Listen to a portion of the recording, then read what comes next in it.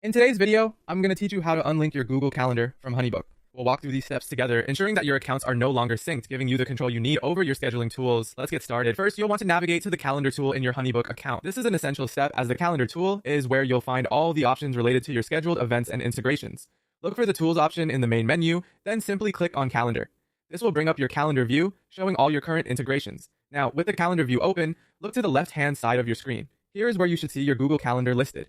This is usually identified by your associated email address, which acts as a handy way to ensure you're selecting the correct calendar, especially if you have multiple Google accounts. Take a moment to identify it to make sure we're on the right track. Once you've located your Google Calendar, it's time to access its settings. Move your cursor over the email address associated with this calendar, and you'll notice a gear icon appear. This is a common indicator for settings or preferences and is your gateway to making adjustments. Give it a click, and this will open up the settings specific to this calendar integration.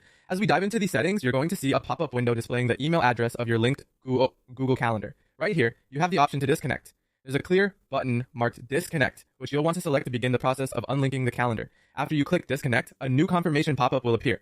This step is very important because it confirms that you indeed want to proceed with the disconnection.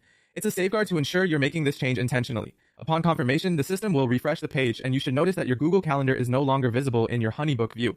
This indicates a successful unlinking. And that's it! You've successfully unlinked your Google Calendar from HoneyBook. Following these steps helps maintain your privacy and control, especially if you're using different platforms for various aspects of your scheduling and planning. If you found this guide helpful or run into any issues, feel free to revisit these steps or reach out in the comments for further clarification.